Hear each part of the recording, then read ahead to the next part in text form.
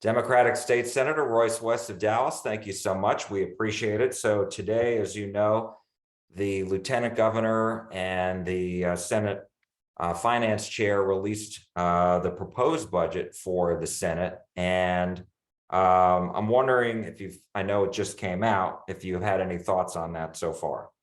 Well, I read the press release, and needless to say, some of the items that he prioritized are items that I support. I mean, I support the issue in terms of property taxes. I think most Democrats do. I think that we support the issues in terms of making certain that there's a teacher pay raise, that we deal with our retirees. And so there's a lot of things in there that I'm very supportive of. School safety initiatives, things of that nature. And needless to say, we are governed by spending caps here in the state of Texas. And so the issue is whether or not we will go above and beyond the spending caps that are provided for in-state government, even though the budget that's been submitted by the Senate is below the spending cap for this legislative session. Yeah, I mean, that's one of the things that was mentioned right off the bat, that this was, where is it, $4 billion less than the cap, if I'm not mistaken. I think that is the number, right? Yeah, so what do you make of that? Well, here, the bell is sounded and we're off and we're running, okay? We know that we're flush with resources that we've never had here in the state of Texas. That doesn't mean, Jack, that we spend everything, needless to say, because just like we're flush with monies now, around the corner, we will need some of those dollars. I've been on the finance committee long enough to recognize that there are peaks and there's valleys. And so we've got to make sure certain that we smooth it out, take care of issues that are important to the state of Texas.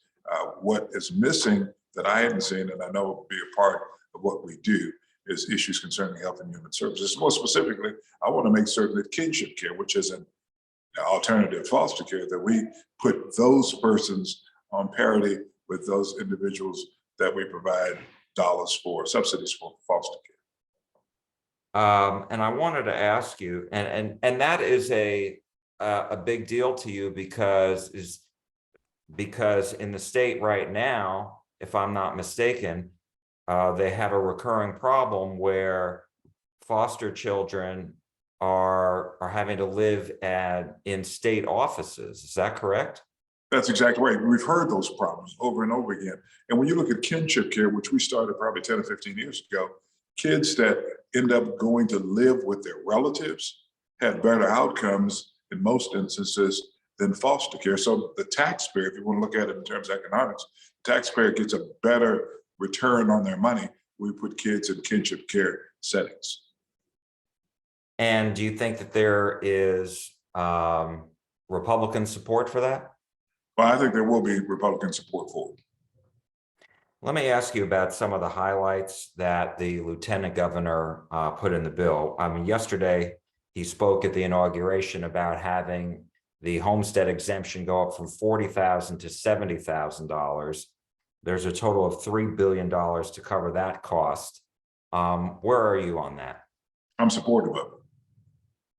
And there's $15 billion set aside for additional property tax relief. So another $12 billion on top of that $3 billion we just discussed. Are there any ideas that have been circulating about what that $12 billion could be used for? Sure, there's a lot of ideas. I tell you what, I like to see some of it used. Now listen to me very closely. One of the biggest costs that our young families incur is child care, okay? And needless to say, there are a lot of child care centers that are nonprofit, but there are a lot of child care centers that are for-profit.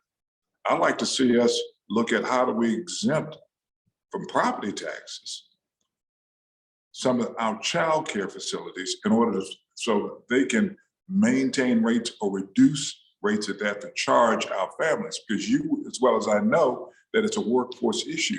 There are a lot of parents that can't work outside of the house because of child care costs. And I'm not saying that the property tax cost is everything that goes into the formula to determine what child care is, but I do know that it does impact the bottom line in terms of child care providers. And so we need to figure out what we can do in order to kind of reduce that cost. And I think that providing a property tax exemption for our child care facilities that is also I guess you could say, a commitment by the childcare providers to keep the rates down. And what about the business personal and the personal property tax, the so-called inventory tax? I interviewed a small business owner in Dallas last week who liked the idea from Governor Abbott to raise the exemption to $100,000. Where are you on that? Well, you know, frankly, I'm open for any type of property tax reduction as long as we know that it's going to benefit Texas, not just a certain segment of Texas, but the great majority of Texans. So as it relates to an inventory tax, I'm open to look at that. I'm open to look at franchise taxes. We have got to make certain that we return as much of this money as possible to Texans. That's not a Democratic issue or Republican issue. It's a Texas issue. And then it's also mentioned on here, $3 billion for mental health, and that includes new and renovated state hospitals, increasing the capacity at the current hospitals. And a lot of that also has to do with finding employees, because that's one of the large reasons that there is a shortage of beds right now, is there aren't enough employees to fill the existing beds. Well, Jack, thanks you for bringing that up. It's a very good transition. We've got to make certain, yes, that we take care of and provide additional compensation for state employees. We've got to look at their retirement, which hadn't frankly been looked at since probably 2004, 2005. In order to keep a stable workforce, an engaged workforce, a competent workforce, we've got to compensate them. I mean, we here at the state capitol are losing persons because of the salary that we pay them. And so we've got to compensate state employees if we want to make certain we have a top-notch workforce. That applies across the board in terms of the private sector as well as the nonprofit sector. You mentioned school security. There's $600 million for school safety initiatives in the supplemental budget. What does that exactly mean? Do you know? But yeah, what that means is that we still have some spending cap space, if you will, in the supplemental budget, the 22-23 budget. And so we can spend additional monies that we currently have and put it in the supplemental budget without having to worry about putting it in the budget that's before the legislature right now. So it's a spending technique, if you will, in order to make certain that we fund the issues concerning school safety in the state of Texas. And are you on board with that? I am on board with that. And then my last question to you is about border security funding, $4.6 billion to maintain current border security options. That also includes a pay raise for law enforcement on the border. Thoughts on that? Well, my thoughts on that is that the federal government has got to weigh in and do something about border security. There is a crisis on the border, and all of us, Democrats and Republicans, recognize that there's a crisis on the border. And we've got to make sure we do things in the state of Texas that can stem the flow of illegal immigrants that are coming into this state that would harm Texas citizens. And so if it takes $4 billion in order to do that, then that's what we need to do. So you're on board with that as well? I am on board with that. One thing that I haven't seen mentioned that I know a lot of Democrats have brought up is Medicaid expansion. Yes, and you know, again, $10 billion a year we continue to just leave on the table at the federal level because there are those that don't want to expand Medicaid in the state of Texas. Okay, that started under Rick Perry. And so, yes, we have filed bills. I have filed a bill concerning Medicaid expansion, and I know other Democrats have also. But here's the problem. The problem is getting Republicans to work with us on that particular issue. And of course, heretofore we haven't been able to do that. Will we try again? Yes, we will. The question is whether it will get done.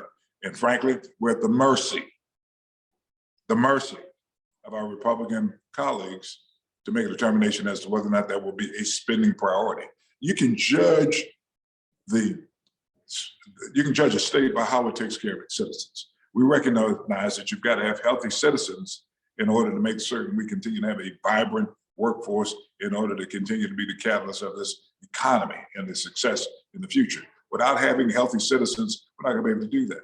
And you know that in any measurement on a national or comparative basis, Texas always is at the bottom. And that's because of our ability to not provide insurance, not provide medical treatment for the uninsured here in the state of Texas. And I'm hoping that we can make a case to our colleagues in order to expand Medicaid this session. Now, am I pushing a boulder up the hill? Yes, I am. I'm pushing one up a mountain, not a hill. Pushing a boulder up a mountain in order to get that done. But guess what? I'm gonna continue to push. Senator, I did have one other question, if I may, and that was there's legislation filed in both the Senate and the House that would allow the Texas Attorney General to file suit against quote unquote rogue district attorneys and county attorneys that don't enforce state laws. What's your thought about that? I think it's just a political statement that's being made. Do you think, how concerned are you that it would pass? Well, you know, any time a bill is filed, you got to be concerned, but I'm not going to take it seriously until it actually starts getting some legs. All right. Senator Royce West, Democrat of Dallas, thank you so much as always. We appreciate your time. See you soon. Thank you.